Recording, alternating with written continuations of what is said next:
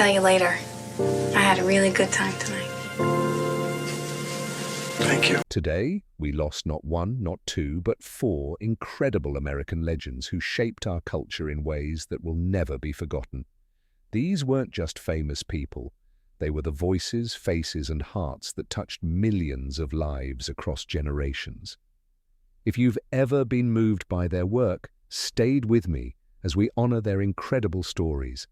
And if any of these tales touch your heart, please hit that like button to help keep their memories alive.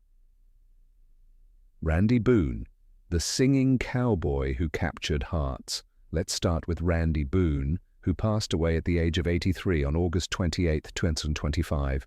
If you ever watched old Western shows with your grandparents, you might remember this gentle soul who brought music and warmth to the rough world of cowboys on television. Randy wasn't just another actor playing dress-up as a cowboy. He was the real deal.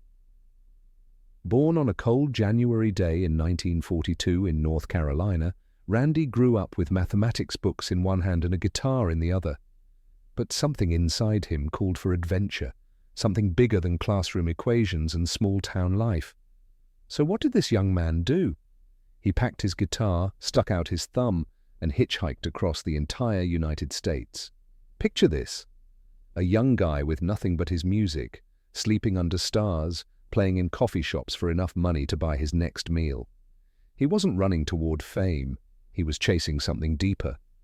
The kind of authentic life experience that you can't learn from books. Hollywood found Randy before he found Hollywood. When he joined the cast of The Virginia in 1964, something magical happened. Here was an actor who didn't have to pretend to be a cowboy because he had lived that wandering, guitar-playing life. For 46 episodes, Randy played Randy Benton, and viewers fell in love with his gentle voice and genuine spirit. What made Randy special wasn't just his acting, it was Imagine growing up in Italy in 1934 when the world was on the edge of war and dreaming of becoming a doctor. That was Giorgio's first path. But sometimes life has different plans for us. Giorgio discovered that his real gift wasn't healing bodies. It was helping people feel confident and beautiful through the clothes they wore. Giorgio didn't just make clothes, he revolutionized them. Before him, men's suits were stiff and rigid, like armor that made people look important but uncomfortable. Giorgio said, "Why can't powerful clothes also be comfortable?" So he created suits with softer shoulders that let people move naturally while still looking incredibly sophisticated. The moment that changed everything was when his designs appeared in the 1980 movie American Gigolo. Suddenly, everyone wanted to dress like the character on screen, and Giorgio Armani became a household name. His clothes weren't just fashion, they became symbols of success and good taste. From that small workshop in Milan, Giorgio built an empire worth billions of dollars. But here's what made him truly special. He never lost his focus on making people feel their best. Whether someone was walking down a red carpet or just going to work, Giorgio believed everyone deserved to feel elegant and confident. Even as his business grew into a global giant with thousands of stores, Giorgio stayed true to his vision. He went fur-free in his designs because he cared about animals. During the pandemic, he turned his factories into producers of medical gowns and donated millions to help healthcare workers. He proved that success means nothing if you don't use it to help others. Giorgio remained the sole owner of his company until his death, never selling out to big corporations. He wanted to keep control of his vision, to make sure every piece of clothing that carried his name met his standards of beauty and quality. At 91, he was still working, still creating, still believing that fashion could make the world a more beautiful place. Rolling Ray, the voice that made us laugh and think. September the 4th was a heartbreaking day because we also lost Rolling Ray at just 28 years old. If you spent any time on social media in recent years, you knew Rolling Ray's energy, humor, and unforgettable personality. Born in Washington, D.C. in 1996, Ray grew up in a world where being different often meant being invisible. He lived with physical challenges that could have made him bitter or withdrawn. Instead, Ray chose to turn his experiences into comedy gold that reached millions of people online. Ray's humor wasn't mean or cruel. It was smart, quick, and real. He had a way of saying exactly what everyone was thinking, but was too polite to say out loud.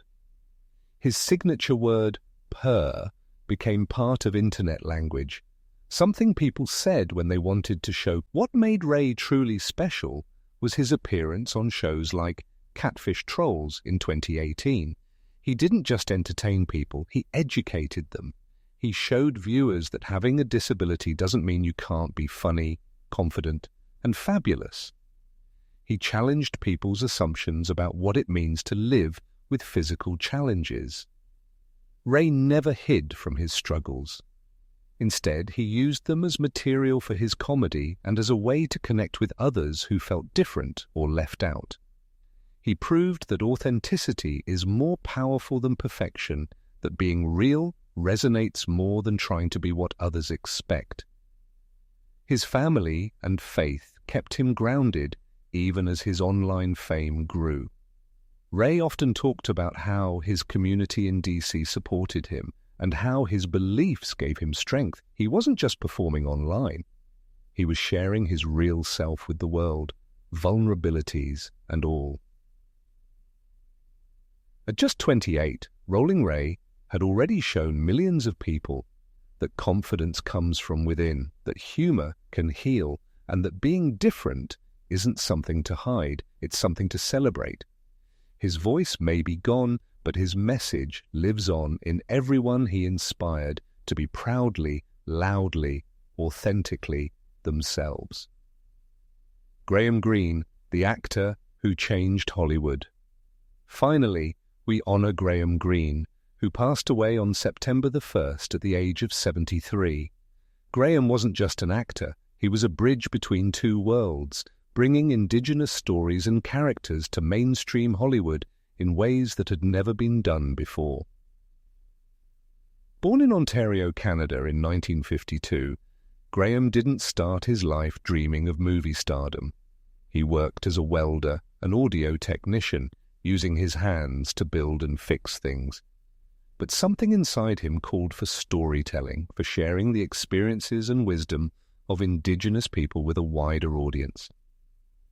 Graham's breakthrough came with Dances with Wolves in 1990, where he played Kick, Inky Bird.